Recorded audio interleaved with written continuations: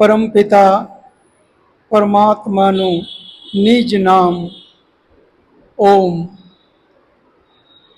ઊંડો શ્વાસ લઈ 3 વખત ઓમકાર ધ્વનિ કરીએ. ઓ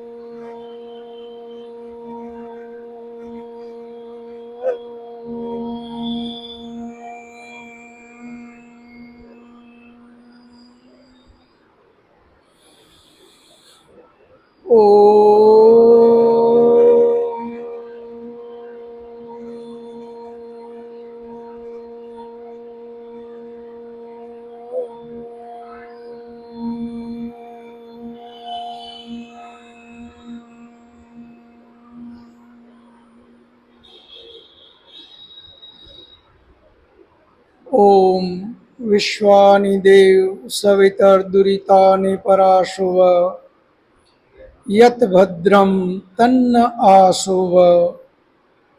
હે પરમ કૃપાળુ પરમાત્મા, હે દયાળુ, તું એવી કૃપા કર મારી અંદર રહેલા દુર્ગુણ દુર્વ્યસન એ બધા મારાથી કોશો દૂર થઈ જાય અને જેનાથી મારું કલ્યાણ થાય, જેનાથી મારી આત્મિક ઉન્નતિ થાય એવા સદ્ગુણોથી તું મને ભરી દે. સૃષ્ટિ સંવત 1,96,8,53,126 વર્ષ, વિક્રમ સંવંત 2082, ભાદરવા સુદ ત્રીજ, તારીખ 26/5/2025, મંગળવાર, કુવાડવા રોડ ઉપર વિઝન સ્કૂલમાં વૈદિક મહાસભા દ્વારા વેદ સત્સંગનું આ 5મું સત્ર, જેમાં આપ સૌનું હાર્દિક સ્વાગત છે. આગળ જે આપણી 4 કક્ષાઓ પૂર્ણ કરી, એ 4 કક્ષામાં ચોથી કક્ષાની અંદરમાં આપણે વેદ સંલગ્ન ગ્રંથો અને ત્રૈતવાદ, વેદ જે એનો મુખ્ય સિદ્ધાંત છે એ ત્રૈતવાદનો છે. એ ત્રૈતવાદની આપણે વાત કરી. આજે આપણે શરૂઆત ફરીથી વેદ અને વેદ ગ્રંથોનું રિપીટેશન કરી લઈએ. 4 વેદ બધા સાથે જ બોલશું. ઋગ્વેદ, હું બોલું પછી નહીં, બધા સાથે જ. ઋગ્વેદ, યજુર્વેદ, સામવેદ, અથર્વવેદ. ફરી પાછું, ઋગ્વેદ, યજુર્વેદ, સામવેદ, અથર્વવેદ. આ 4 વેદ આપણા. એના પછી 4 ઋષિમુનિ, એને પણ આપણે બધા સાથે જ બોલીએ. અગ્નિ ઋષિ, વાયુ ઋષિ, આદિત્ય ઋષિ, અંગિરા ઋષિ. અગ્નિ ઋષિ, વાયુ ઋષિ, આદિત્ય ઋષિ, અંગિરા ઋષિ. આ 4 એના ઋષિમુનિ. એના પછી 4 એના વિષય, એ પણ સાથે જ બોલીએ. જ્ઞાન, કર્મ, ઉપાસના, વિજ્ઞાન. જ્ઞાન, કર્મ, ઉપાસના, વિજ્ઞાન. જ્ઞાન, કર્મ, ઉપાસના, વિજ્ઞાન. આ એમના 4 વિષય છે. એમના પછી એના 4 અલગ અલગ વેદના મંત્રોની સંખ્યા એ પણ આપણે બધા સાથે જ બોલીએ. 10,552 મંત્રો, 1975 મંત્રો, 1875 મંત્રો, 5,977 મંત્રો. ફરી 10,552 મંત્રો, 1975 મંત્રો, 1875 મંત્રો, 5,977 મંત્રો. હવે હું વેદના નામ બોલું, તમારે મંત્રોની સંખ્યા બોલવાની છે. ઋગ્વેદ, ફરી પાછું ઋગ્વેદ, યજુર્વેદ, યજુર્વેદ, સામવેદ, સામવેદ, અથર્વવેદ, અથર્વવેદ. બહુ સરસ, મંત્રોની સંખ્યા પણ કંઠસ્થ થઈ ગઈ છે, બહુ સારી વાત છે. ત્યાર પછી એના 4 ઉપવેદ આવશે. ઉપવેદમાં એમાં પણ આપણે બધા સાથે જ બોલીએ. આયુર્વેદ, ધનુર્વેદ, ગંધર્વવેદ, અર્થવેદ. આયુર્વેદ, ધનુર્વેદ, ગંધર્વવેદ, અર્થવેદ. આયુર્વેદ, ધનુર્વેદ, ગંધર્વવેદ, અર્થવેદ. આ એના 4 ઉપવેદ છે. એના પછી એના 4 બ્રાહ્મણ ગ્રંથો.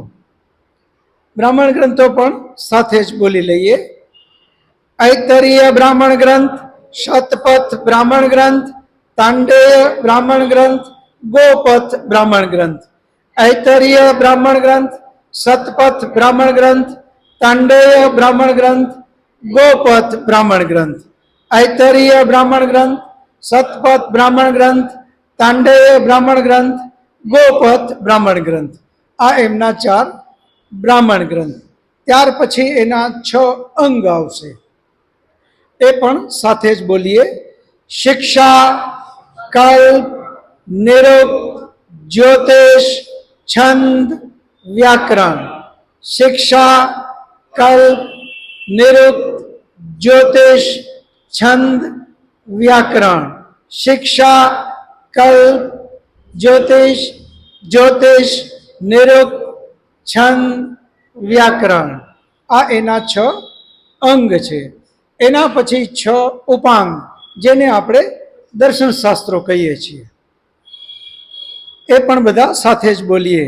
યોગ દર્શન, સાંખ્ય દર્શન, ન્યાય દર્શન, વૈશેષિક દર્શન, મીમાંસા દર્શન, વેદાંત દર્શન. યોગ દર્શન, સાંખ્ય દર્શન, ન્યાય દર્શન, વૈશેષિક દર્શન, મીમાંસા દર્શન, વેદાંત દર્શન. આ એમના 6 અંગ છે, જેમાં આપણે બે-બેના જોડા બતાવ્યા. યોગ અને સાંખ્ય, ન્યાય અને વૈશેષિક, મીમાંસા અને વેદાંત. આ 6 દર્શન શાસ્ત્રો બે-બેના જોડા. બે-બેના જોડા આપણે એટલા માટે કીધા કે એમના વિષય એક છે. યોગ અને સાંખ્યનો વિષય એક, ન્યાય અને વૈશેષિકનો વિષય એક, મીમાંસા અને વેદાંત એનો વિષય એક છે. એટલે આપણે એના બે જોડા કીધા. હવે એ 6 દર્શન શાસ્ત્રોના ઋષિમુનિ. તો યોગ દર્શનના ઋષિમુનિ કોણ? પતંજલિ ઋષિ. સાંખ્ય દર્શનના કપિલ ઋષિ, બહુ સરસ. ન્યાય દર્શનના ગૌતમ ઋષિ. વૈશેષિક દર્શનના કણાદ ઋષિ. મીમાંસા દર્શનના જૈમિની ઋષિ.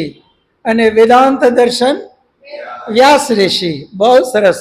તો આ 6 ઋષિ, 6 દર્શન શાસ્ત્રોના એના નામ આપણે એક સાથે બોલીએ. પતંજલિ ઋષિ, કપિલ ઋષિ, ગૌતમ ઋષિ, કણાદ ઋષિ, જૈમિની ઋષિ, વ્યાસ ઋષિ. પતંજલિ ઋષિ, કપિલ ઋષિ, ગૌતમ ઋષિ, કણાદ ઋષિ, જૈમિની ઋષિ, વ્યાસ ઋષિ, આ 6 દર્શન શાસ્ત્રો અને એના 6 ઋષિ મુનિ. હવે આપણે આવશે એ 6 દર્શન શાસ્ત્રોમાં 2 જે છેલ્લા દર્શન શાસ્ત્ર છે, મીમાંસા દર્શન અને વેદાંત દર્શન, એના અલગ અલગ નામથી આપણે ઓળખીએ છીએ. મીમાંસા દર્શનને પૂર્વ મીમાંસા કહીએ અને વેદાંત દર્શનને ઉત્તર મીમાંસા કહીએ છીએ. બંનેને એક સાથે પણ વિદ્વાનો બોલે છે. જ્યાં મીમાંસા દર્શનમાં બંને આવી જાય, ટોટલ એના 20 અધ્યાય કહીએ છીએ. એમાં 16 અધ્યાય પૂર્વ મીમાંસા યાની મીમાંસાના અને 4 અધ્યાય વેદાંત દર્શન યાની ઉત્તર મીમાંસાના, એમ કરીને ટોટલ 20 અધ્યાય છે. તો 16 અને 4 એને ટોટલ બોલે તો પણ મીમાંસા બોલે છે. અલગ અલગ કરવું હોય તો પૂર્વ મીમાંસા અને ઉત્તર મીમાંસા. એટલે વેદાંત દર્શનના 2 નામ, વેદાંત દર્શન અને ઉત્તર મીમાંસા. હજી એનું એક ત્રીજું નામ છે, એ છે બ્રહ્મસૂત્ર. એને બ્રહ્મસૂત્ર પણ કહે છે, કારણ કે એમાં પરમાત્માની જ વાત લખી છે, પરમાત્મા વિશેના જ બધા સૂત્રો છે, એટલે એને બ્રહ્મસૂત્ર કહે છે. તો વેદાંત દર્શનના 3 નામ, વેદાંત દર્શન, ઉત્તર મીમાંસા અને બ્રહ્મસૂત્ર, આ એના 3 નામ થયા. એના પછી હવે આગળ આવે છે ઉપનિષદ. ઉપનિષદ ટોટલ કેટલા? 11 ઉપનિષદ. ઓમ તો ઉપનિષદોની સંખ્યા ઘણી બધી વધારે બતાવી છે, પરંતુ આપણા ઋષિમુનિઓએ, વિદ્વાનોએ જેને માન્યતા આપી છે એવા 11 ઉપનિષદ. એમાં મુખ્ય ઉપનિષદ પેલું ઈશાવાસ્ય ઉપનિષદ, ઈશો ઉપનિષદ જેને આપણે કહીએ છીએ. એ ઈશાવાસ્ય ઉપનિષદ એ આપણા યજુર્વેદના 40મા અધ્યાયને ઋષિમુનિઓએ અલગ કરી અને એનું નામ આપી દીધું ઈશાવાસ્ય ઉપનિષદ. એ એટલા માટે અલગ કર્યો, મનુષ્ય જીવનમાં યજુર્વેદનો 40મો અધ્યાય ખૂબ જ ઉપયોગી છે. એટલા માટે ઋષિમુનિઓએ એવું વિચાર્યું કે કદાચ 4 વેદ વાંચવાનું કે અત્યારે વ્યસ્ત જીવનમાં ન સમય મળે તો પણ મનુષ્યો અગર યજુર્વેદનો 40મો અધ્યાય અગર બરાબર અધ્યયન કરે તો પણ એમના જીવન માટે પર્યાપ્ત છે. એટલે એ 40મા અધ્યાયને જુદો કરી એનો પહેલો જ મંત્ર અને એના પહેલા શબ્દો ઓમ ઈશાવાસ્યમ ઇદમ સર્વમ યત્કિંચ જગત્યામ જગત તેન ત્યક્તેન ભુંજીથા મા ગૃધ કશ્યશ્વિધનમ. આ શબ્દો છે એટલે એના પહેલા શબ્દો લઈ લીધા. ઈશાવાસ્યમ ઇદમ સર્વમ એટલે એનું નામ આપી દીધું ઈશાવાસ્ય ઉપનિષદ. ઈશાવાસ્ય એટલા માટે એનું નામ આપ્યું કારણ કે આધ્યાત્મનો પ્રાણ એ આ પહેલા શબ્દો જ છે. આપણે બધા જાણીએ છીએ કે પરમાત્મા અણુ અણુમાં વસેલો છે. એ જ શબ્દો આ છે, ઈશાવાસ્યમ ઇદમ સર્વમ. તો પરમાત્મા બધે જ વસેલો છે, એ એના પહેલા શબ્દો છે. એટલે એનું નામ, એ ઉપનિષદનું પહેલું જ નામ આપી દીધું ઈશાવાસ્ય ઉપનિષદ. એને ઈશો ઉપનિષદ પણ શોર્ટમાં બોલે છે. આ પહેલો ઉપનિષદ. એ પહેલા ઉપનિષદ ઈશાવાસ્ય ઉપનિષદને સમજાવવા આપણા ઋષિમુનિઓએ બીજા 10 ઉપનિષદ બનાવ્યા. એ માત્ર આ ઈશાવાસ્ય ઉપનિષદને જ સમજાવવા એના મંત્રોના અમુક ભાગ જ પકડી લીધા અને એના ઉપર એક ઉપનિષદ આખું બનાવી નાખ્યું એ ભાગને સમજાવવા માટે. એનું નામ જ બાકીના 10 ઉપનિષદ. તો પહેલું ઈશાવાસ્ય ઉપનિષદ જે વેદનો જ એક ભાગ છે. બાકીના બધા ઉપનિષદ ઈશાવાસ્ય ઉપનિષદ, હું બોલું તમે બોલજો. ઈશાવાસ્ય ઉપનિષદ, કેનો ઉપનિષદ, કઠો ઉપનિષદ, પ્રશ્ન ઉપનિષદ, મુંડકો ઉપનિષદ, માંડુક્યો ઉપનિષદ, ઐતર્ય ઉપનિષદ, તૈતરીય ઉપનિષદ, બૃહદારણ્યક ઉપનિષદ, શ્વેતાશ્વતરો ઉપનિષદ અને છાંદોગ્ય ઉપનિષદ. આ 11 ઉપનિષદ છે જેને આપણા ઋષિમુનિઓએ માન્યતા આપી અને આપણા મહાન ઋષિ સ્વામી દયાનંદ સરસ્વતીજીએ વેદ માટે સિલેબસ આપ્યો કે જેમણે વેદ શીખવા છે, ભણવા છે, એમણે શરૂઆત ક્યાંથી કરવી? તો ઉપનિષદથી કરવી. ઉપનિષદ પછી દર્શન શાસ્ત્રો, એમ કરતાં કરતાં કરતાં આગળ જઈને પછી છેક વેદ સુધી પહોંચાય. આ એમણે સિલેબસ આપ્યો. તો આ રીતે આપણે 11 ઉપનિષદ અને એ 11 ઉપનિષદનું મહત્વ આપણા વિદ્વાનોએ, મેં જેમ આગળ પણ વાત કરી હતી, આપણા વિદ્વાનો એમ કહે છે કે આધ્યાત્મિક ગ્રંથોમાં અગર આગ લાગી જાય પણ આ 11 ઉપનિષદ જો બચી જાય તો પણ મનુષ્ય જીવન માટે પર્યાપ્ત છે. આગળ એમણે લખ્યું કે આ માનો કે ઉપનિષદોમાં આગ લાગે તો એક ઉપનિષદ, ઈશાવાસ્ય ઉપનિષદ બચી જાય તો પણ મનુષ્ય જીવન માટે પર્યાપ્ત છે. એમાં પણ એમણે આગળ લખ્યું કે ઈશાવાસ્ય ઉપનિષદમાં માનો આગ લાગી, એના પહેલા 3 મંત્રો જો બચી જાય તો પણ આપણા મનુષ્ય જીવન માટે, આધ્યાત્મિક ઉન્નતિ સુધી પહોંચવા માટે પર્યાપ્ત છે. એ 3 મંત્રોનું આટલું બધું મહત્વ આપ્યું. પહેલો મંત્ર હમણાં આપણે બોલ્યા, ઓમ ઈશાવાસ્યમ ઇદમ સર્વમ યત ક્વિંચ જગત્યામ જગત તેન ત્યક્તેન ભુંજી થા મા હૃદ કશ્યસ્વિધનમ. બીજો મંત્ર છે ઓમ કુર્વન્નેવે કર્માણી જીજી વિશે ક્ષતમ સમા એવમ ત્વયી નાન્યતે તોસ્તિ ન કર્મ લિપ્યતે નરે. અને ત્રીજો મંત્ર છે ઓમ અસૂર્યા નામ તે લોકા અંધેન તમસાવૃતા તાસ્તે પ્રત્યાભિગચ્છન્તિ એ કેચન આત્મહનો જના. આ 3 મંત્રોનું એટલું મહત્વ આપ્યું કે આ 3 મંત્ર અને એનો ભાવાર્થ અગર જીવનમાં ઉતારી લઈએ તો મનુષ્ય જીવન, જન્મ સાર્થક બની જાય. આટલું એમનું મહત્વ. આગળ આપણે આ મંત્રોનું પણ પઠન કરશું.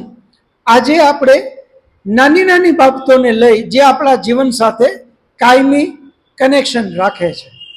આપણે બધા જ, હું રસ્તામાં જ અમે બંને વાત કરતા હતા કે આજ હું કયો વિષય લઉં, તો તરત જ લીનાએ યાદ કરાયું કે આપણે સામાન્ય હમણાં જ અને અત્યારે પણ ઉપવાસની સિઝન ચાલુ છે, તો ઉપવાસ ઉપર આપણે થોડી વાત કરવી જોઈએ.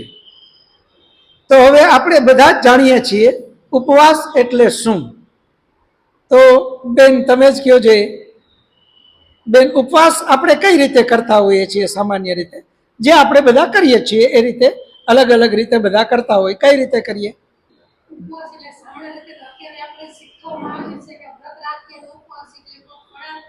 જી, બહુ સરસ.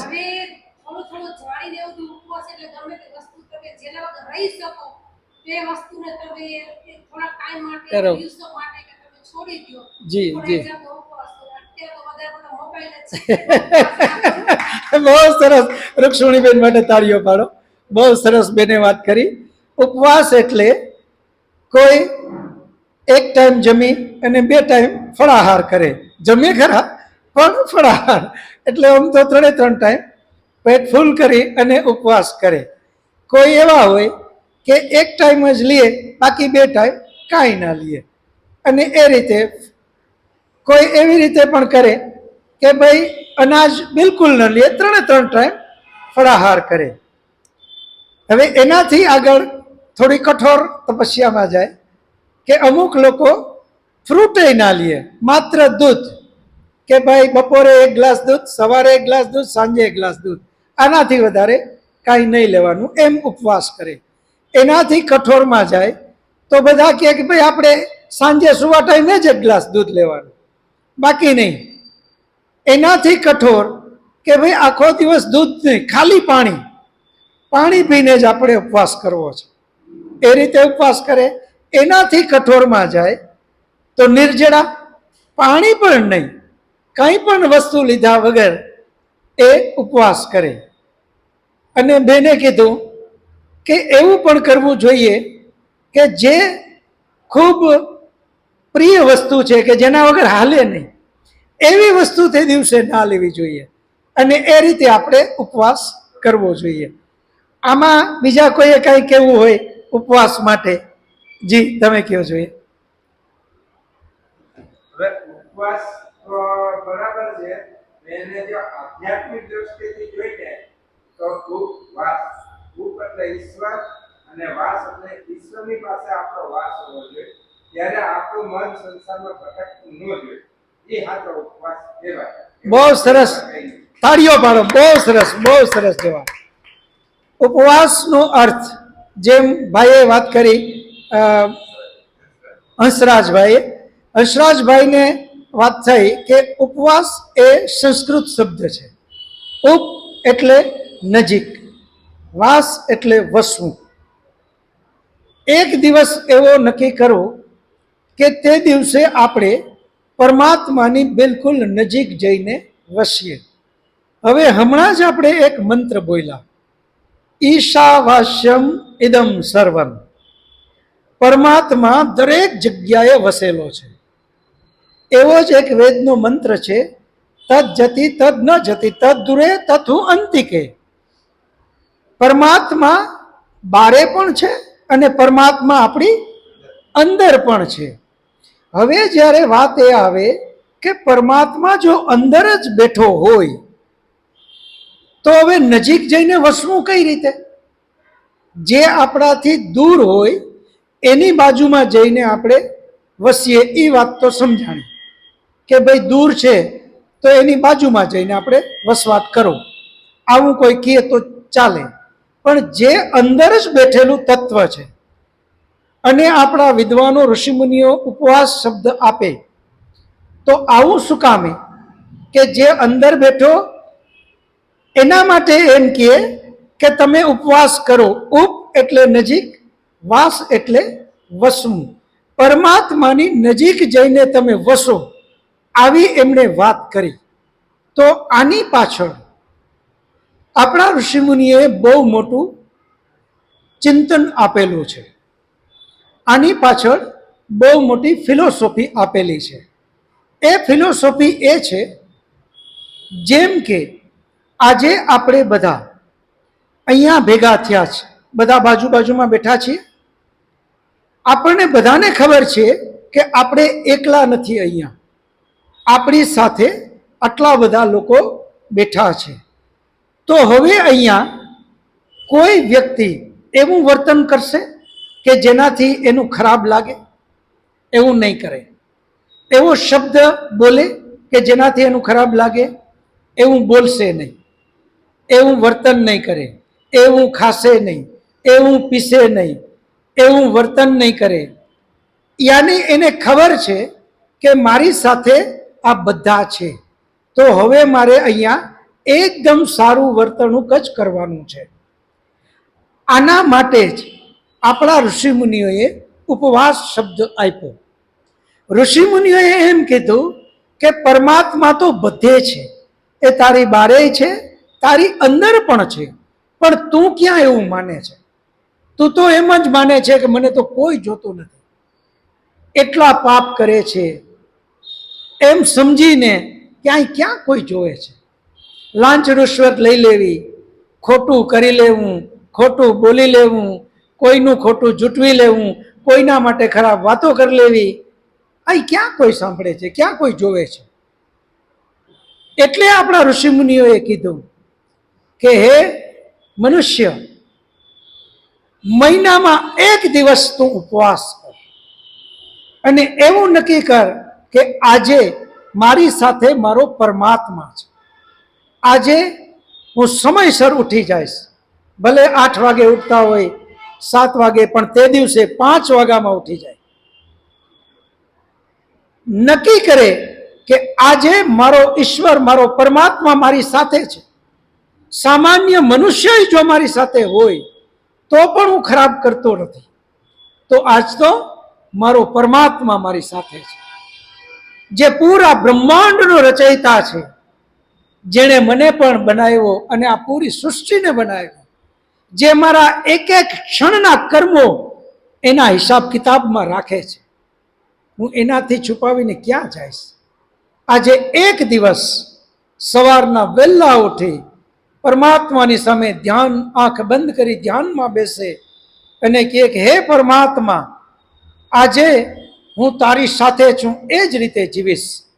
આજે હું ક્યાંય ખરાબ શબ્દ નહીં બોલું, આજે કોઈ ખરાબ વસ્તુ નહીં ખાઉં, આજે હું કોઈ ખરાબ વસ્તુ નહીં જોઉં, આજે હું કોઈની સાથે ઝઘડો નહીં કરું, આજે હું ગુસ્સો નહીં કરું, આજે હું કોઈ આવી ખરાબ વાતો નહીં કરું, આજે હું જે જગ્યાએ કામ પર જવાનો છું ત્યાં બિલકુલ પવિત્રતાથી જીવન જીવીશ.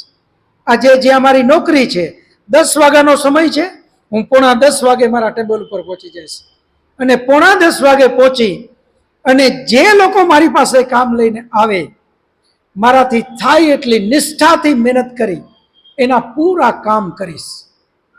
અને એ કામ કર્યા પછી જો મને કોઈ પૈસા દેવાની પ્રયત્ન કરશે તો હું કહીશ કે નહીં ભાઈ, આજ મારે વાસ છે, આજ મારો પરમાત્મા મને જોવે છે, આજે હું એક પૈસો લાંચ નહીં લઉં. દુકાને જાય તો દુકાને જઈને ત્યાં પણ એકદમ શુદ્ધ વસ્તુ વેચે. કોઈ ભેળસેળ વાળી વાત આવે તરત જ કે નહીં, આજે મારે વાસ છે, મારો પરમાત્મા મને જોવે છે, આજે હું ભેળસેળ નહીં કરું. કોઈ વ્યક્તિ એની પાસે કોઈના વિશે ખરાબ વાત કરવા આવે તો પણ એ હાથ જોડે કે નહીં ભાઈ, નહીં બેન, આજે મારે આવી એક પણ વાત સાંભળવી નથી, આજે મારો પરમાત્મા મારી સાથે છે, હું એવું એક પણ કર્મ કરવા નથી માંગતો કે નથી સાંભળવા કે મારો પરમાત્માને ખબર પડે. ત્યાં સુધી કે પરમપિતા પરમાત્માને જ નજરમાં રાખી અને એ બધા કર્મ કરે. જ્યાં પણ મદદ કરવા પણ જાય, એ મદદ કરવા જાય ત્યાં પણ એ વિચારે કે આજે આ મદદ હું આ જેમને પણ કરું છું, બદલો એમની પાસેથી જોતો નથી. એ ધન્યવાદ કહે કે ન કહે, મારે ધન્યવાદ પણ એનો જોતો નથી. આજે તો હું આ મદદ કરું છું, સીધો પરમાત્માને કહેવા કે આ પરમાત્મા તારા ચોપડામાં લખજે, આ ખબર છે ને જો આ હું કરું છું. આજે મારે એનું ફળ અપેક્ષા માત્ર પરમાત્મા પાસેથી છે. એ વ્યક્તિ એમનો આભાર માનવા આવે તો પણ કહે કે નહીં ભાઈ, આજે મારો તારો આભાર જોતો નથી, આજે તો મેં પરમાત્મા માટે જ આ કર્યું છે, તારા માટે નથી કર્યું, મેં મારા ભલા માટે કર્યું છે, ઈશ્વરને બતાવવા માટે મેં કર્યું છે. આ રીતે રસ્તામાં ક્યાંય જાય, માની લ્યો કે ક્યાંય ગાડી યા સ્કૂટર કે કંઈ પણ સાયકલ અડી ગઈ અને સામેવાળો ગરમ થાય, તરત જ માફી માંગે, એ માફ કરજે ભાઈ, આજે મારાથી આ ભૂલ ન થવી જોઈએ પણ થઈ છે. એની ભૂલ હોય તો પણ માફી માંગી લઈએ કે આજ તો મારો પરમાત્માને મારે રાજી કરવો છે. સામેવાળો ગુસ્સો કરે એને પણ હસી અને રાજી કરીને મોકલે. આ જે દિવસ છે એનું નામ ઉપવાસ છે. આપણા ઋષિમુનિઓ આ રીતે ઉપવાસ કરતા હતા કે પરમપિતા પરમાત્માને બતાવવા માટે પૂરો દિવસ વિતાવે. આપણે 2 વખત પૂજાનો વિધિનો નિયમ છે, એક સવારે અને બીજું સાંજે. સવારે પૂજા એટલા માટે છે કે પરમાત્માની સામે બેસી અને નક્કી કરે કે હે પરમાત્મા, આજનો મારો દિવસ શરૂ થાય છે, હું આજે આવું જે કાંઈ ખોટું એ એક પણ નહીં કરું. અને સાંજે પાછો ઘરે આવે અને ફરી પાછા સાંજે પૂજા કરે. એ આત્મનિરીક્ષણ છે કે હે પરમાત્મા, સવારે તારી સામે આટલું તો મેં નક્કી કર્યું હતું, છતાંય સ્વભાવ છે તરત બદલી નથી જતો. આટલું નક્કી કર્યું હોવા છતાં આ 4 કામ તો તોય ખોટા થઈ ગયા છે અને પરમાત્માની માફી માંગે. આત્મનિરીક્ષણ કરે કે આના માટે પણ હું પૂર્ણ પ્રયત્ન કરીશ. આવતીકાલે ફરી પાછો અથવા આવતા ઉપવાસમાં ફરી પાછો હું આના માટે પ્રયત્ન કરીશ. આ રીતે મહિનામાં એક દિવસ ઉપવાસ કરે. એ એક દિવસના ઉપવાસમાં જ્યારે સફળતા મળે કે હા, હવે હું આખો દિવસ પરમાત્મા માટે બરાબર નિષ્ઠાથી અને પવિત્રતાથી વિતાવું છું, પછી નક્કી કરે મહિનામાં 2 દિવસ. એમાં સફળ થાય એટલે મહિનાના 3 દિવસ. એમાં સફળ થાય એટલે અઠવાડિયે 1, મહિનામાં 4 દિવસ. આપણે લોકો બધા અઠવાડિયે 1 યા 2 લગભગ મોટા ભાગના બધા જ કરીએ છીએ, ઉપવાસ રાખીએ જ છીએ. કોઈ શનિવાર, કોઈ મંગળવાર, કોઈ ગુરુવાર, આમ અલગ અલગ આપણા સોમવાર, કોઈ પણ દિવસ આપણે બધા કરીએ છીએ. પરંતુ એનું આપણને જીવનમાં ફળ દેખાતું નથી. એનું મુખ્ય કારણ જ આ છે કે આપણે ઉપવાસને સમજી નથી શક્યા. અહીંયાથી ઉપવાસ શનિવારે કર્યો, 7 હનુમાન હાલી જવાનું વ્રત છે. 7 હનુમાન સુધી ગમે તેવી સિઝન હોય, ચોમાસું, ઉનાળો, શિયાળો, કોઈ પણ સિઝન હોય, પણ એ જાય એટલે જાય જ. પરંતુ એ ઉપવાસને એ સમજો નહીં અને પરિણામે રસ્તાની અંદરમાંથી પાનના માવા લઈએ, ગુટકા લઈએ, એ જ્યાં ત્યાં થૂકે, જ્યાં ત્યાં કાગળિયા ફેંકે. એટલે કે એનું વ્રતનું કોઈ ફળ જીવનમાં દેખાતું નથી. તમે વિચાર કરો, જે દેશ 2 અબજ વર્ષ સુધી આખી દુનિયા ઉપર શાસન કરે, ભૌતિક ધન વૈભવ કોઈ અપાર, બાહુબળ અપાર અને આધ્યાત્મિક બળ પણ અપાર, એ 3 શક્તિમાં સર્વશ્રેષ્ઠ આપણો દેશ જ્યારે વેદનું ચિંતન કરતો હતો, ત્યારે આ દેશ સર્વશ્રેષ્ઠ શિખર ઉપર બેઠેલો હતો. જ્યારથી આપણે વેદ ભૂલ્યા અને આ બધી જ ખોટી માન્યતાઓમાં અંદર ગયા અને આપણે 2 અબજ વર્ષ સુધી દુનિયા ઉપર શાસન કરનારી પ્રજા, જેવો વેદ ભૂલ્યો કે તરત જ આખી દુનિયાએ આપણા ઉપર શાસન કર્યું. દુનિયાની કોઈ પ્રજા એવી નથી કે એમણે ભારત ઉપર શાસન ન કર્યું હોય. ત્યાં સુધી આપણને એ લોકોએ માનસિક મારી નાખ્યા કે આપણે 2 અબજ વર્ષ સુધી દુનિયા ઉપર શાસન કરનારી પ્રજા એટલી બધી માનસિક ગુલામ થઈ ગઈ કે આપણે બધું ભૂલી જ ગયા કે દુનિયાના રાજા આપણે હતા, દુનિયા ઉપર શાસન કરતા આપણે હતા. એને બદલે આપણા માનસમાં એવી વાત ઘર કરી ગઈ કે દુનિયાએ આપણા ઉપર શાસન કર્યું, આપણે તો બિચારા, આપણે તો કાંઈ કરી ન શકીએ, આપણને તો દંડા ઉપર બધાએ શાસન કર્યું. એટલા આપણે માનસિક ગુલામ બની ગયા. એ માનસિક ગુલામના મુખ્ય કોઈ કારણ હોય તો આધ્યાત્મિક પતન છે. સ્વામી વિવેકાનંદજીના શબ્દો છે કે જે દેશની પ્રજા આધ્યાત્મિક મૂલ્યો અને એના સાંસ્કૃતિક મૂલ્યોને ચૂકે, એ દેશની પ્રજાની અધોગતિ થાય. અને આપણી બંને રીતે આપણે ચૂક્યા અને આપણી અધોગતિ થઈ. ફરી પાછો આ દેશ શિખર ઉપર લઈ જવો હોય તો ઘર ઘરમાં વેદની વાત પહોંચાડવી જ પડશે. વેદ પૂરી દુનિયાને સ્વીકાર્ય છે કે વેદ જેવા મહાન ગ્રંથ વિશ્વમાં બીજા કોઈ નથી. એ આપણો વારસો છે. આપણા એક ઋષિ મુનિઓને લ્યો, એમણે વેદની વાત કરી. આપણે બધા જ ઋષિ મુનિઓને ભૂલી ગયા અને આપણે બધાને અંધશ્રદ્ધામાં ડાયવર્ટ કર્યા. આપણે એટલી હદ સુધી બધી આપણા જે મૂલ્યોને ચૂકી ગયા કે આપણે આપણું અધપતનને નોતરી દીધું. એટલે બધાને હું ફરીને કહું કે આ આપણો સામૂહિક પ્રયાસનું જ ફળ આવશે. આપણે બધાએ પ્રયત્ન કરવો પડશે કે વેદની વાત ઘર ઘર સુધી પહોંચાડીએ. ઉપવાસ એક આપણો રોજિંદો શબ્દ છે. એ એક શબ્દને જો આપણા જીવનમાં આચરણમાં લઈ લઈએ તો પણ આપણું જીવન ધન્ય બની જાય. ઉપ એટલે નજીક, વાસ એટલે વસવું. એવું નથી કે જે લાંચ રૂશ્વત લે એ મંદિરે જતો નથી. એનો રોજનો નિયમ છે. રસ્તામાંથી ફૂલ લે, એ ફૂલનો પડો એનું નક્કી જ નિશ્ચિત મંદિર છે, ત્યાં જઈ એ ફૂલ ચડાવે, નારિયેલ ચડાવે અને પછી જાય ઓફિસમાં. ઓફિસમાં એક મંદિર છે, એ મંદિરની ત્યાં પછી પૂજા કરે.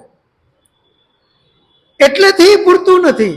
પોતે જે ટેબલ ઉપર બેસે છે એ ટેબલના કાચ નીચે થાય એટલા ભગવાન ગોઠવેલા છે, એને પણ પગે લાગે ને આ બધું જ કરે છે. આ બધું કર્યા પછી જેવો પેલો એની પાસે ક્લાયન્ટ આવે કે તરત જ કહે કે આ ફાઇલમાં આમાં તો આ ઘટે છે, આ ઘટે છે, આ ઘટે છે, આ કદી થાય જ નહીં. એટલે ઓલો ભાઈ કે સાહેબ જોઈ લ્યો ને, વ્યવહારે જે હોય તે લાવો. હવે આ તમે વાત કરી એટલે તરત જ લાંચ લઈ એના સિવાય કામ જ કરતો નથી. તો અહીંયા આપણે ચૂકી ક્યાં ગયા? મંદિરે જાય જ છે, ઘરે મંદિરમાં અડધો કલાક ધોતી પહેરીને ભગવાનની સામે બેઠો છે, રસ્તામાં મંદિર પડો લઈને મંદિરમાં ગયો છે, એની ઓફિસમાં મંદિર. આ ખાલી હું ઓફિસર માટે નહીં, ફેક્ટરી તો એમાં આજ, દુકાન એમાં આજ, બેડશેડ ત્યાં સુધી બેડશેડ કે બાળકોની ખાવાની વસ્તુ એમાં પણ બેડશેડમાંથી એ બિલકુલ ડરતા નથી. ઘી આપણે એમ થાય કે ઘી ખવડાવો તો આજે કેટલી ફેક્ટરીઓ પ્યોર કેમિકલની ફેક્ટરીઓ પકડાય છે. ભેળસેળ તો દૂર રહી ગયું, પણ પ્યોર કેમિકલમાંથી ઘી બને અને એના જ ઘી બનાવવાની ફેક્ટરીમાં પ્રાંગણમાં જ એક મોટું મંદિર સરસ બનાવેલું હોય.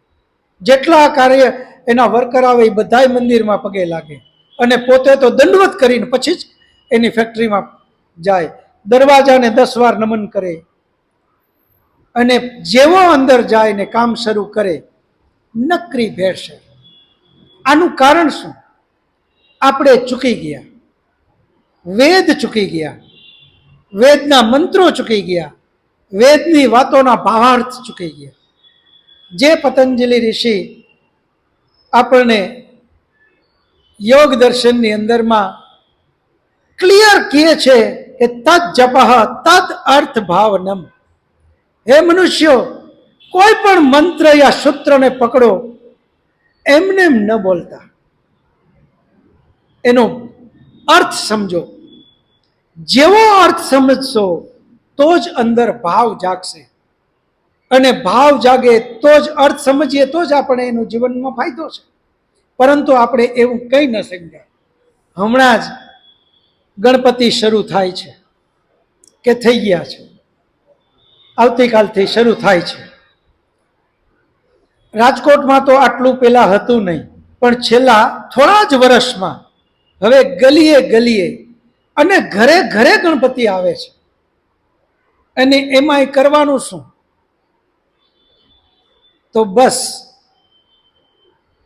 આપણે ન બોલી શકીએ એવું ગણપતિના નામે કૃત્ય કરે છે. 5, 10, 25, 50 ભેગા થાય, ન ખાવાનું ખાય, ન પીવાનું પીવે. ગણપતિ વિશે એમને કંઈ ખબર જ નથી. ગણેશ એટલે શું?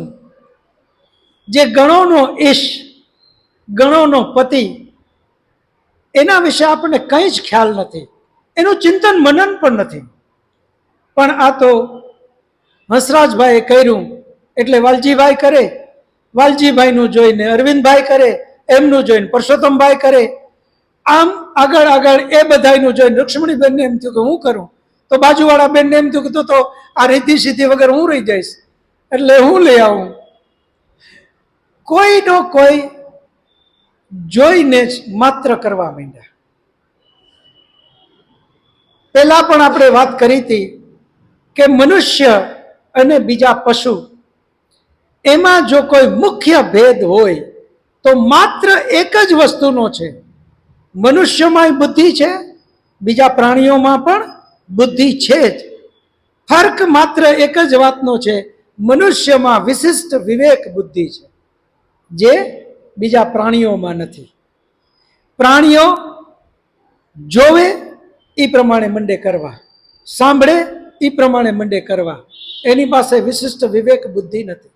એટલે આપણા ઋષિમુનિઓએ આપણને કીધું કે હે મનુષ્ય, તું પણ જો માત્ર જોઈ અને સાંભળીને જ કરવા માંડીશ, વિશિષ્ટ વિવેક બુદ્ધિનો ઉપયોગ કર્યા વગર કર્મ કરીશ, તો એટલા પૂરતો તું પણ પશુ સમાન છે, તું પશુ છો. એટલા પૂરતો તારામાન પશુમાં કોઈ ભેદ નથી. કારણ કે એ પણ આપણે જે કર્મ કરીએ છીએ બધા જ કર્મ એ કરે છે. એ પણ જન્મ લે છે, આપણે જન્મ લઈએ છીએ. એને એની માં એને મોટા કરે છે, આપણે આપણા મા બાપ મોટા કરે છે. એ પણ ખાવા માટે ખૂબ મહેનત કરે છે, આપણે ખાવા પીવા માટે ખૂબ મહેનત કરીએ છીએ. એ પણ બાળકોને જન્મ આપે છે, આપણે બાળકોને જન્મ આપીએ છીએ. આમ ને આમ જ જીવન, અને એ મરી જાય છે ને આપણે મરી જઈએ છીએ. તો પશુમાં અને આપણામાં જો કોઈ ભેદ હોય તો એ છે વિશિષ્ટ વિવેક બુદ્ધિનો. વિશિષ્ટ વિવેક બુદ્ધિનો આપણે ઉપયોગ કરીએ દરેક જગ્યાએ. આપણો વેદ કહે છે કે વિશિષ્ટ વિવેક બુદ્ધિનો સતત ઉપયોગ કરો. મનુસ્મૃતિમાં મનુ મહારાજે કીધું, મનુર ભવા, હે મનુષ્ય તું મનુષ્ય બન. જે વિશિષ્ટ વિવેક બુદ્ધિ પરમાત્માએ આપી એનો ઉપયોગ કર, નહીતર તું મનુષ્યના શરીરમાં પશુ સમાન છો. એટલે આપણે સતત આ બધી વાતોને ખૂબ વાગોળીએ. તમને બધાને એક હાથ જોડી કરજોડ વિનંતી છે કે બધા જ આવતે વખતે કમસે કમ 4-4, 5-5 લોકોને લઈને આવો. આ મારી તમને હાથ જોડીને વિનંતી છે. કારણ કે વેદ જ્ઞાન ઘર ઘર સુધી પહોંચાડવું, આવું એક વ્રત લીધું છે. આપણે બધા વ્રત લઈએ ને, 7 હનુમાન જાવું, અલગ અલગ આ રીતે, એમ આપણે આવું એક વ્રત લઈએ જે ખરેખર વ્રતની જરૂર છે. 7 હનુમાન જઈને તો ઘણું બધું બીજા લોકોને તકલીફ દેશું, પણ આ વ્રતમાં 100% પરમપિતા પરમાત્મા આપણા ખાતામાં પુણ્યનું ભાથું જમા કરશે. કારણ કે આ આજ્ઞા હું તમને જે કહું છું એમ નથી, આ પરમાત્માએ વેદમાં કીધેલી છે. એટલે તમને બધાને ફરી ફરીને એક નિવેદન કે આપણે બધા જ મેક્સિમમ લોકોને પ્રયત્ન કરીએ. ના આવે કંઈ વાંધો નહીં, પણ ફોન કરો, વાત કરો. આપણા ઘરે જેમ પ્રસંગ હોય અને કેમ આગ્રહપૂર્વક એને નિમંત્રણ દઈએ, આવી બધા જ નિમંત્રણ આપીએ અને એમને લઈ આવીએ. હવે કોઈને કાંઈ પ્રશ્ન હોય તો. બેન મંગે, મારો પ્રશ્ન છે કે આપણે કહે છે કે આત્મા અમર છે, આત્મા તરત મૃત્યુ થયા પછી આત્મા તરત બીજો પણ જન્મ લઈ લે છે, બરાબર? તો મારા પપ્પા પોતે એક્સપાયર થઈ ગયા છે, તો આત્મા તો બીજો જન્મ તો થઈ ગયો છે. આપણે કહીએ ને કે આપણે આપણા પિતૃનું આત્માનું બધું આપણે કરીએ એમ, તો એ આપણો મૃત્યુ પછી પણ આપણો સંબંધ રહે છે કે પછી આપણે એમને કરીએ છીએ એના પાછળ જે આપણે કહીએ છીએ પિતૃ પાછળ કરવું કે આપણે એના આશીર્વાદ મળે, તો એ કઈ રીતનું હોય છે? બહુ સરસ પાડો, બહુ જ પાયાનો પ્રશ્ન કર્યો. બેનનો પ્રશ્ન એ છે કે આપણા ઘરમાંથી કોઈ પણનું મૃત્યુ થાય, મૃત્યુ થયા પછી એમના આત્મા માટે આપણે જે કાંઈ વિધિઓ કરીએ છીએ એ કરવી જોઈએ, એમનો આશીર્વાદ આપણને મળે, આપણી વિધિ એમના સુધી પહોંચે. આ બેનનો મેઇન પ્રશ્ન. તો હવે બેન, એક વસ્તુ, આત્મા અને શરીર આ બંને અલગ અલગ બે, એક જળ વસ્તુ છે જ્યારે આત્મા ચેતન છે. જળમાંથી આ જે કાંઈ બન્યું છે એ બધું જ પંચમહાભૂતમાંથી બન્યું. એમાં આ માઇક એ પણ પંચમહાભૂતમાંથી બન્યું, આ હાથ એ પણ પંચમહાભૂતમાંથી બની, જીભ, આંખ, કાન, નાક, મગજ, આ કોઈ પણ વસ્તુ કયો તો બધું જ પંચ મહાભૂતમાંથી બનેલું છે. પંચ મહાભૂતમાંથી બનેલી વસ્તુ એ અલગ છે અને આત્મા એ ચેતન વસ્તુ છે, એ ચેતન પણ અલગ છે. આત્મા અલ્પ શક્તિ વાળો છે. આત્મા અલ્પજ્ય યાની અલ્પ જ્ઞાન વાળો છે, જ્યારે પરમાત્મા સર્વશક્તિમાન અને સર્વજ્ય, જ્ઞાનમાં પણ સર્વશ્રેષ્ઠ છે. આત્મા એકદેશી, પરમાત્મા સર્વત્ર. આત્મા અલ્પશક્તિ, પરમાત્મા સર્વશક્તિમાન. આત્મા અલ્પજ્ય, પરમાત્મા સર્વજ્ય. આ આત્મા અને પરમાત્માનો ભેદ છે. આત્મા અલ્પશક્તિ હોવાથી આત્માને જોવા માટે સાધન જોઈએ, સાંભળવા માટે સાધન જોઈએ, સ્પર્શ કરવા માટે સાધન જોઈએ, સૂંઘવા માટે સાધન જોઈએ, સાંભળવા માટે સાધન જોઈએ. આ બધા સાધન વગર આત્મા કાંઈ જ કરી શકતો નથી. એક ઉદાહરણથી બેન આને વધારે સમજીએ. આ પ્રશ્ન પાયાનો છે, એટલે હું આગળથી બહુ ડિટેલમાં તમને લઈ જાઉં છું.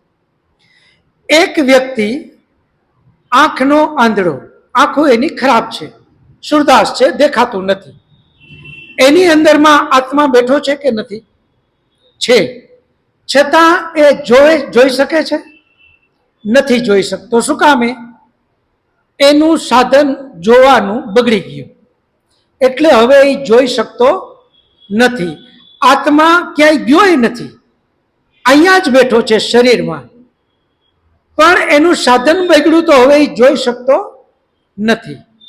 એ જ રીતે આપણે ઘણા બેરાને જોયા છે, જેના કાન બગડી ગયા, આત્મા એની અંદર બેઠો છે પણ એ સાંભળી શકતો નથી, કારણ કે એનું સાંભળવાનું જે સાધન છે એ બગડી ગયું. એ જ રીતે આપણા આ હાથમાં કંઈક ફ્રેક્ચર થયું, હવે અહીંયા એક ઇન્જેક્શન મારી દીધું, આ હાથને અહીંયા સુધી ખોટો કરી નાખ્યો. અહીંયાથી મેસેજ હવે આગળ જતો નથી. આપણી નજર સામે એમાં ચેકો મારે, એમાં સ્ટીચ લે, એમાં સ્ક્રૂ ફિટ કરે, આપણને કાંઈ જ તકલીફ પડતી નથી. શું કામે? ચેતાતંત્ર રૂપી એને જે મેસેજ પહોંચવો જોઈએ આત્મા સુધી એ પહોંચતો નથી. આત્મા બેઠો છે પણ એનું સાધન ડિસ્કનેક્ટ થઈ ગયું, ત્યાંથી વિખૂટું પાડી દીધું, એટલે હવે એને કાંઈ અસર છે નહીં.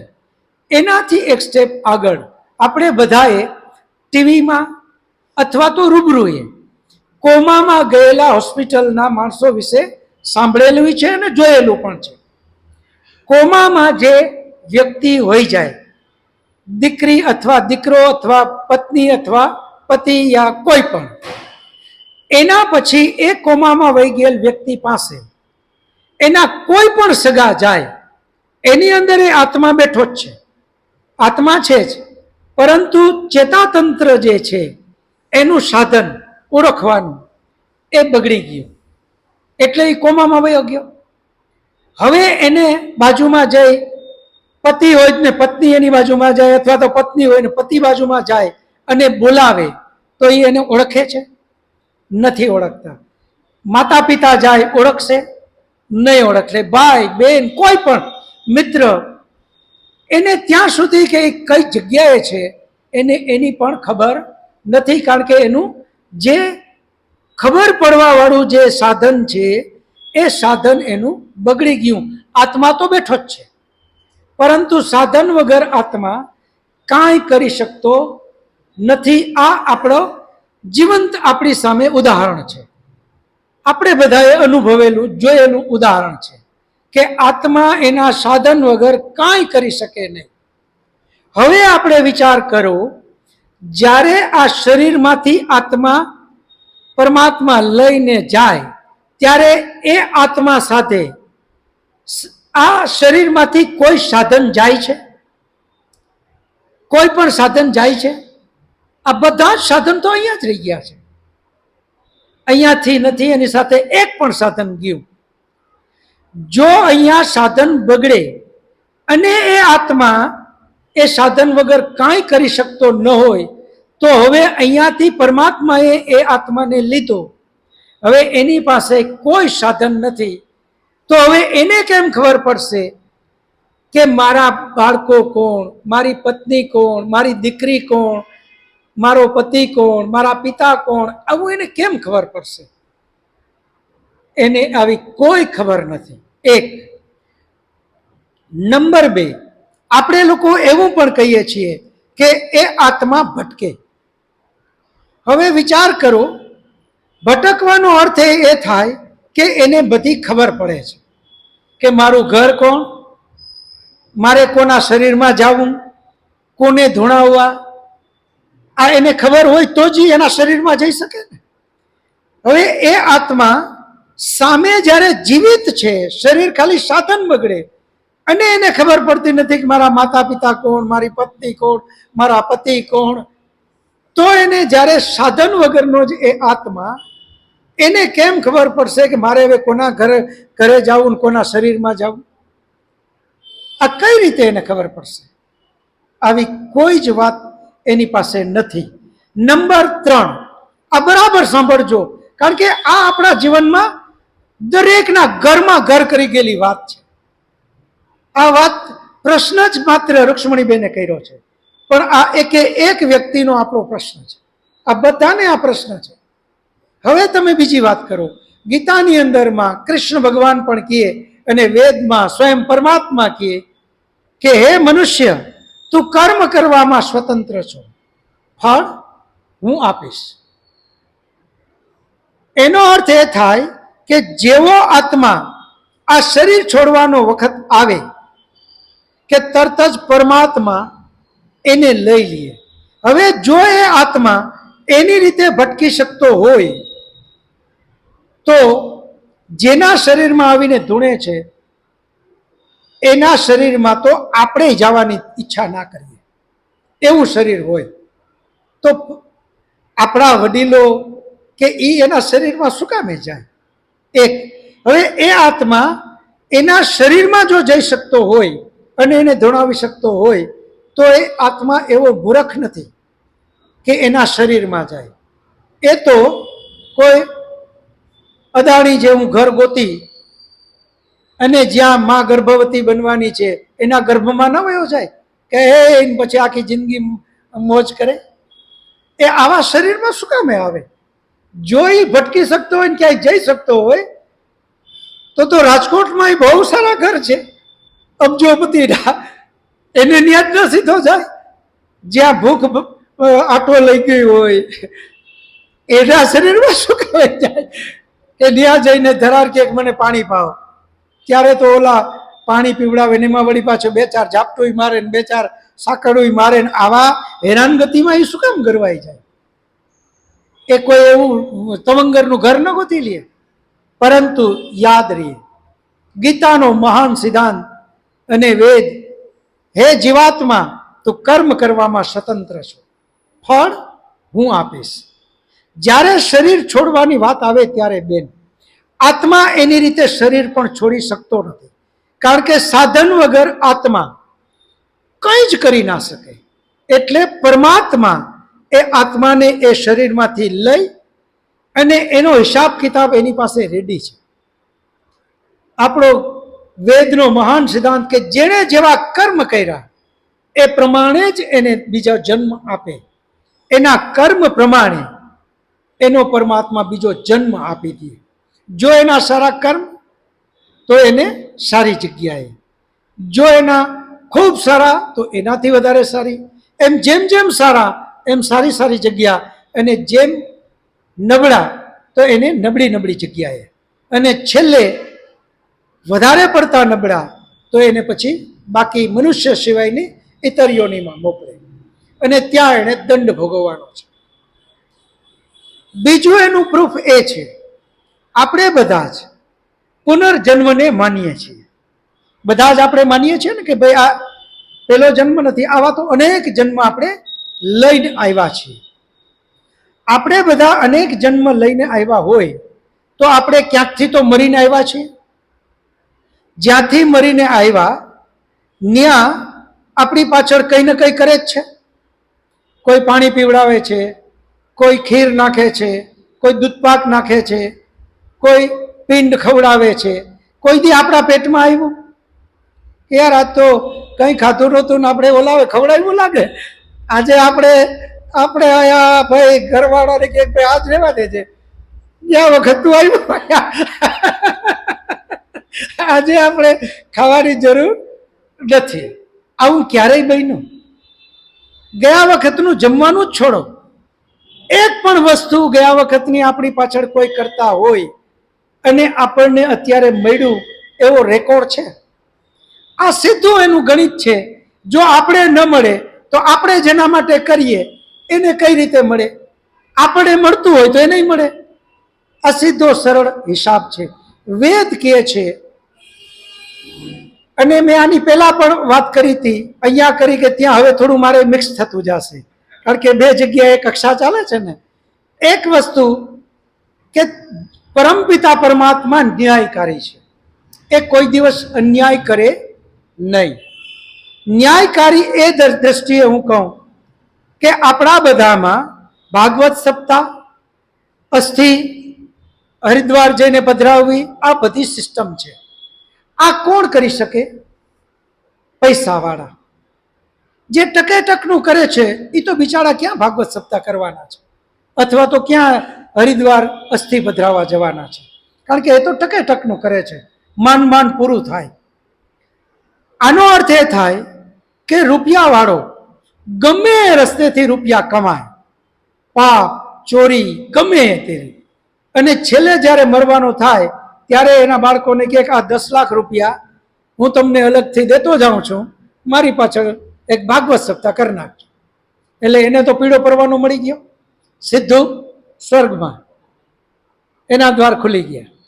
જ્યારે જે ટકેટકનું કરે છે, જે ભાગવત સપ્તાહ ન કરી શકે પણ પવિત્રતાથી જીવે છે, નીતિમતાથી જીવે છે, હવે એને ભાગવત સપ્તાહ ન કરી શકે એટલે એ ભટકે. આવો પરમાત્મા અન્યાયકારી હોઈ શકે? પરમાત્મા કોઈ દિવસ અન્યાયકારી હોય જ નહીં. એનો તો સીધો નિયમ છે, જે કરે, જેવું કરે અને જેટલું કરે એને એવું અને એટલું ફળ ભોગવવું પડે અને ભોગવવું જ પડે. પછી ઝોપડામાં રહીએ, મકાનમાં રહીએ, મહેલમાં રહીએ કે ક્યાંય પણ રહીએ, એને ક્યાંય ફરક પડતો નથી. ભિખારી હોય તો પણ એ જ, અને ટ્રમ્પ આજનો જમાદાર એ હોય તો પણ એના માટે તો બંને સમાન છે. જેના જેવા કર્મ એ પ્રમાણે જ એને એ ફળ આપશે. એટલે ક્યાંય પણ આવી માન્યતામાં બિલકુલ ન જવું. આના વિશે તમે થાય એટલા પ્રશ્નો કરજો. વેદ એના માટે જે કહે છે એને આપણે સમજતા જશું.